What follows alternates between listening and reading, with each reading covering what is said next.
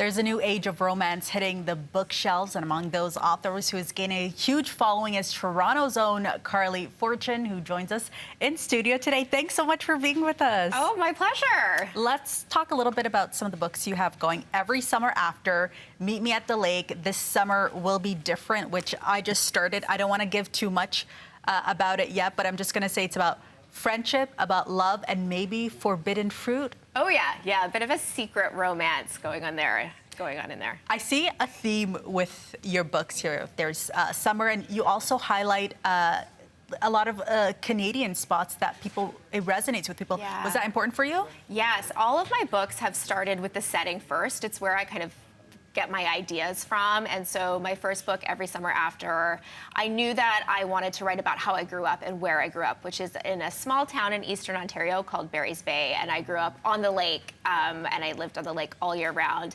And then Meet Me at the Lake is set at a Muskoka resort, and This Summer Will Be Different is set on Prince Edward Island, which is a place I love very, very much. Your writing is descriptive. I'm wondering, did you grow up reading similar novels?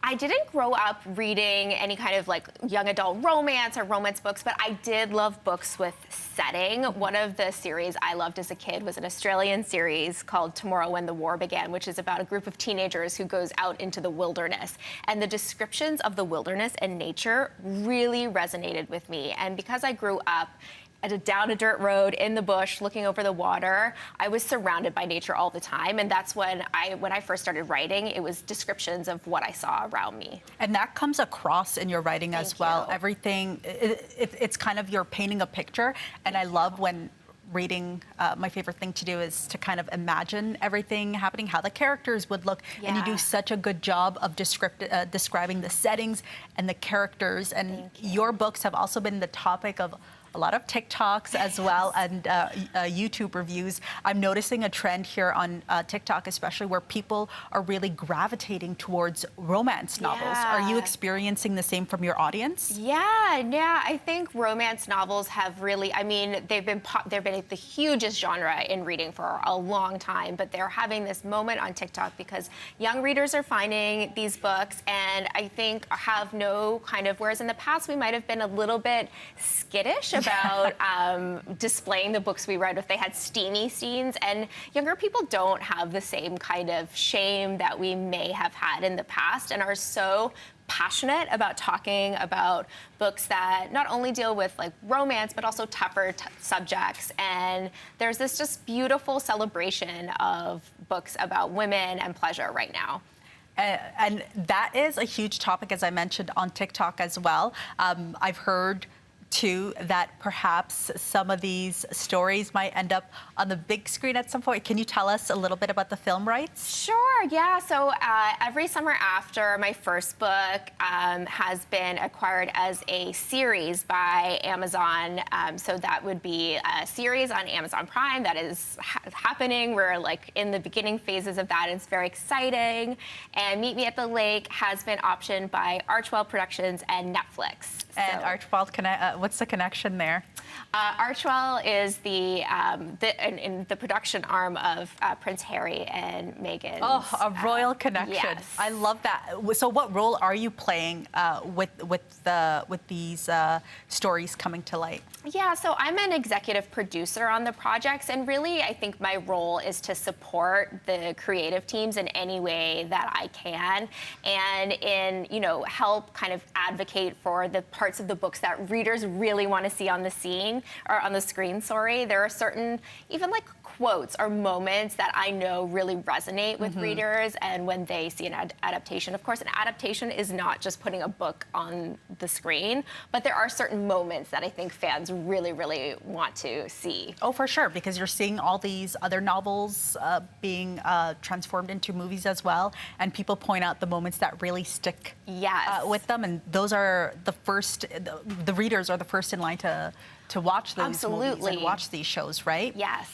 I want to talk a little bit about One Golden Summer that's coming up. Yeah. Tell us a little bit about that and when readers will be able to get their hands on that book. Yeah, so this is my fourth book.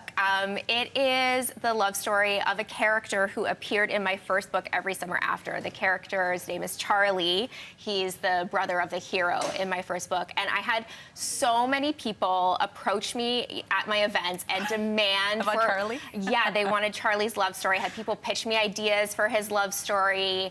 And I always had it in the back of my head that I wanted to write about him. I found him to be a really interesting character. So One Golden Summer is about a woman named Alice who comes to Barry's Bay for the summer and has kind of a past connection to the area, and about her and Charlie and how they become friends and grow more involved. I love the relationship you have with your readers. You do book signings, you're Yeah. having conversations with them. Yeah. Why is that so important to make sure that you are building that relationship with the core? Well, I was a journalist in a previous life, and audience and connecting with an audience is just very, very important to me. And I really respect my readers, and they're the reason why I am able to do what I do. Every Summer After kind of exploded when it came out, and that was because readers were talking about it and pressing it into the hands of their friends. And so it's a way for me to give back, but also to just have kind of my finger on the pulse of what readers care about. And I owe so much to them.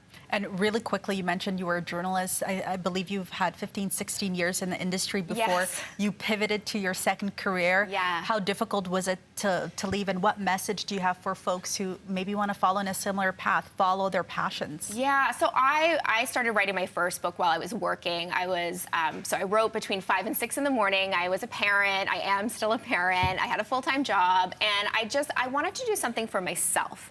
And I think that's the advice that I would really give to somebody, is that it's kind of difficult as we get older to carve out time for projects and passion projects that are just for ourselves.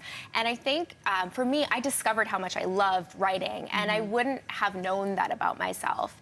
And then the decision to eventually leave my job was quite a fraught one, but it paid off in the end. I had a really great support network around me, and that's the other thing I would say. My husband and my therapist, both of them were very supportive and helped me make that really hard decision in the end. Well, I'm glad you did it, because now we have almost four amazing books coming. Make sure you guys get your hands on these books, because you're going to be able to watch them on Amazon Prime at some point.